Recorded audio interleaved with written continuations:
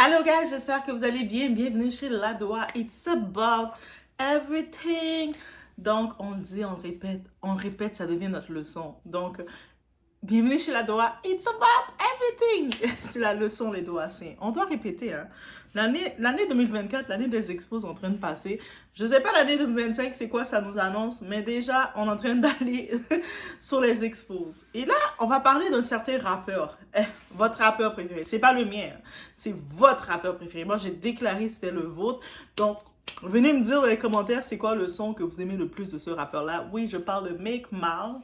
Donc, ce fameux Meek Mill, il a été dans l'eau chaude beaucoup parce que, comme étant le boy toy de Diddy, comme étant l'ami de Diddy, il a été très proche de Diddy. On l'a vu récemment, il a essayé de se éjecter de Diddy, il a essayé de s'écarter de Diddy, il fait non, non, non, non, non, Diddy, no Diddy, no Diddy. Et puis on a vu une certaine réponse, on a vu sur le compte de Justin Combs, quelqu'un lui répondre, un SMH, pour vous dire shake my head, bouge ta tête. Et puis, on peut comprendre que cette personne-là, est-ce que c'est Justin qui l'a répondu ça ou c'est quelqu'un qui a utilisé le compte de Justin, le fils de Diddy? Et semblerait-il que c'est Diddy lui-même, parce que là, il y a eu des actions qui se sont faites et on voit un retournement de situation. Et moi, je vous dis, c'est une saga, hein, c'est une drama. On assiste à une série ici. On voit des personnages qui se retournent de bord, qui changent de bord et tout ce que vous imaginez est. Et c'est de ça qu'on va parler. On s'installe, on y va.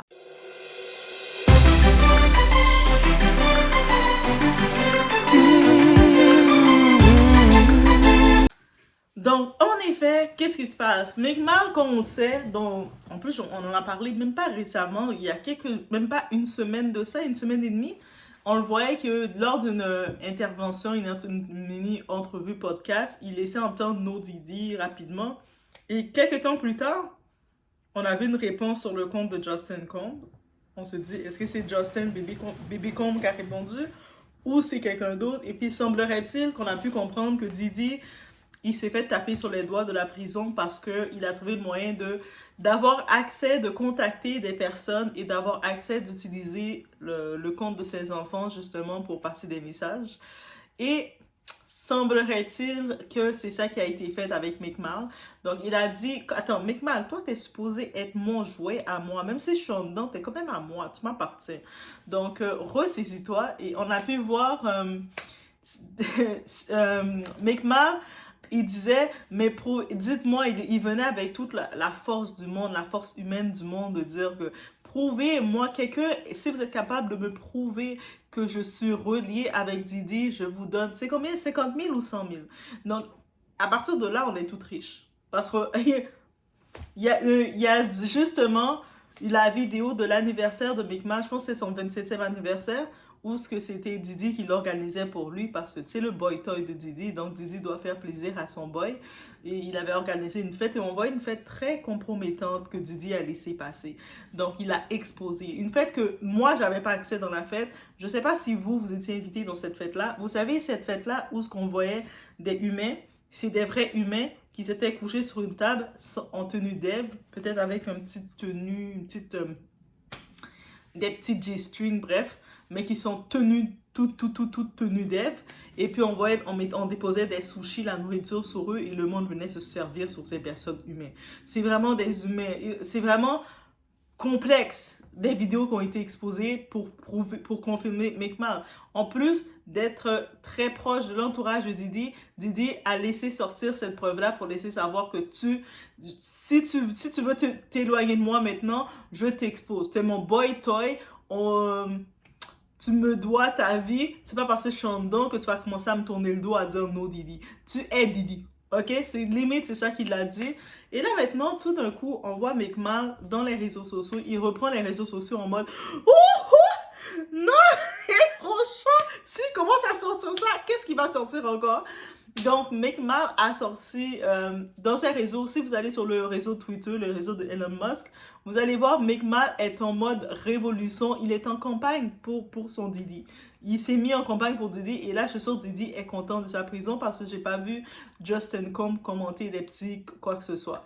Donc, on voit Meek Mill qui commence à venir. La narrative qu'ils veulent laisser entendre, parce que lui, McMahon, il nous laisse entendre c'est quoi la narrative qu'ils veulent entendre, et je suis certaine que beaucoup d'autres personnalités vont le faire. On a déjà vu Ray J, qui commence aussi à virer sa veste. Et qu'est-ce qu'on a donné à Reggie? Est-ce qu'on a donné de l'argent? On sait que Reggie, pour l'argent, pour du pain, il est déjà prêt à changer sa veste. Surtout que Reggie, c'est lui qui a ouvert sa bouche, qui a dit, lors de son documentaire, c'est pour ça que les bébés Combs, les bébés Bad Boy étaient très fâchés contre Reggie, parce que dans le documentaire, il a dit, oui, mais il y a des artistes, moi je le sais, je l'ai vu, j'ai vu, ouais, il y a des artistes qui se font acheter pour garder le silence ou pour changer leur version.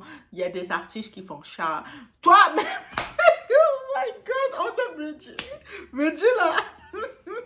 Je sais pas, Didi pensait que Reggie serait une bonne défense parce que Reggie, autant qu'il peut être avec toi, autant qu'il va t'exposer. C'est-à-dire, lui, Reggie, c'est le genre de personne qui va compter dans son propre but.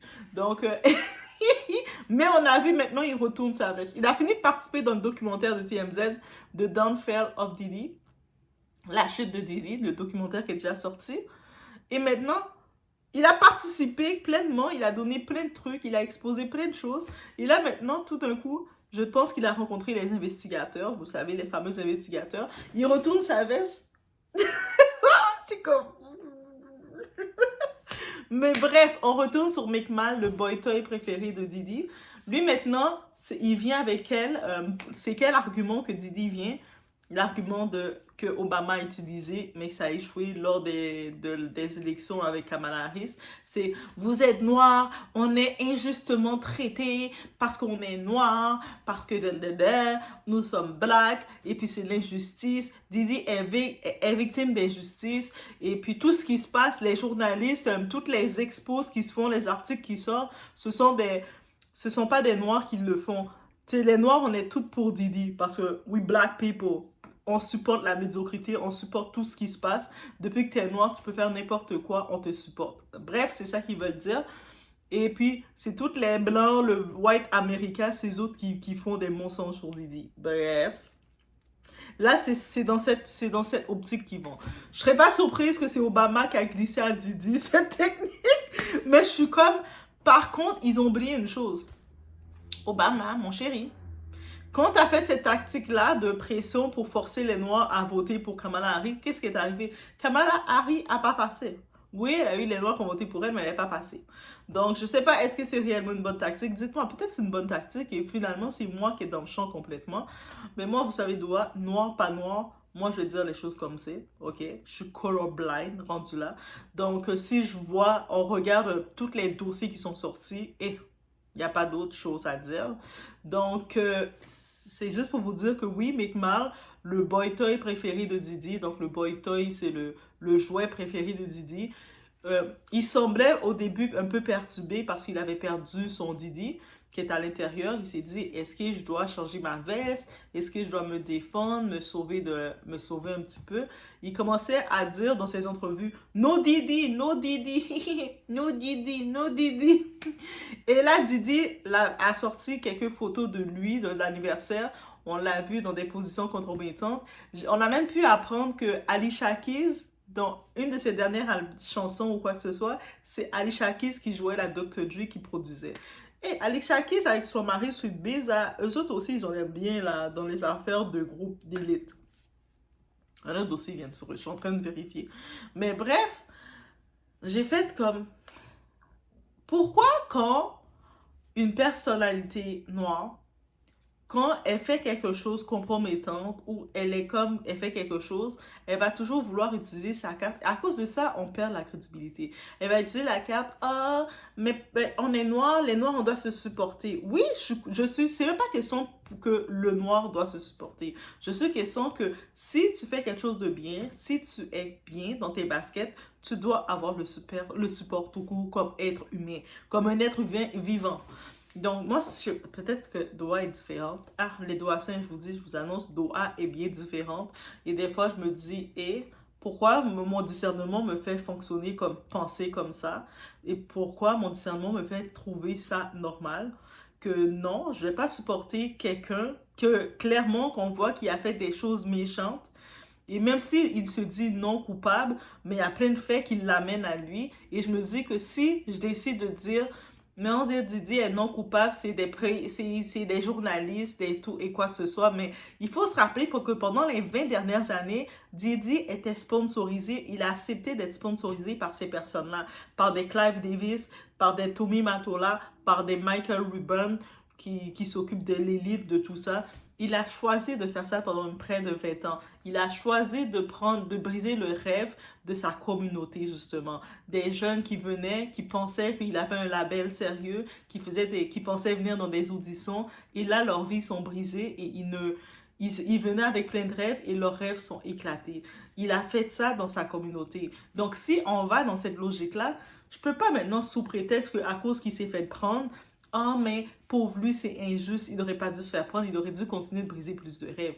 On pense à des artistes, il y a des artistes connus, on a vu leur sort. En tant que tel, la plupart de tous les artistes qui ont été signés sur son label Bad Boy, c'est catastrophique. C'est catastrophique. Lui, même son plus grand artiste qui était B.I.G., qu'il a fait beaucoup d'argent dessus, euh, une chose qu'on ne dit pas, la mère de B.I.G., elle portait Didi en procès parce qu'elle n'a rien hérité de son fils. Il a fait des contournements, il a gardé tout l'argent. Et puis quand il discutait avec elle, il disait, ah, mais tu sais, je peux pas te donner l'argent de ton fils parce que ton fils me devait l'argent. C'est moi qui ai investi en lui. Lui était rien, c'était un vaurien, ton fils. C'est moi qui ai investi en lui. Limite, c'est ça que ça veut dire. Juste pour dire que l'artiste B.I.G. qui disait c'est son meilleur ami. Il disait B.I.G. c'est mon meilleur ami, he's my best friend, I'm missing you. Et la mère de ton meilleur ami, tu la donnes même pas l'héritage de son fils. En plus, B.I.G. il a une fille. Il a des enfants, il a 2 enfants. Les enfants, peut-être l'enfant qu'il a eu avec Fete Evans, parce qu'on sait que Fete Evans c'est une vendue. En plus, elle est avec Stevie là, qui est un autre boy toy de Didi, on sait. Donc, on sait qu'elle a pu, en étant une femme vendue, elle a fait qu'est-ce qu'elle a fait. Mais sa première fille qu'il a eue, B.I.G., elle a rien là.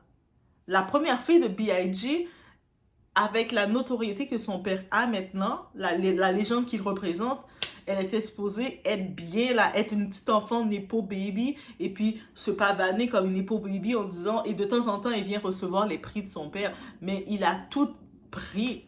Donc, quand on regarde ça là, désolé, on enlève de vouloir toujours associer les blacks, on doit se supporter, même s'il est méchant, même s'il a fait des crimes, on doit se supporter parce que c'est un noir. Non, on ne supporte pas la médiocrité juste parce que c'est un noir. Bref, ça c'est mon opinion, guys.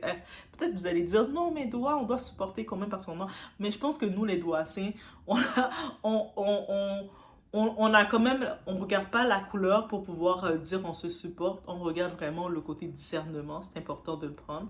Si tu vois quelqu'un a fait du mal dans la communauté, on répète, a fait du mal dans la communauté, pourquoi maintenant on va la supporter? Donc bref, revenons de situation de Meek Mill, et c'est tellement drôle parce que Meek Mill, lui là,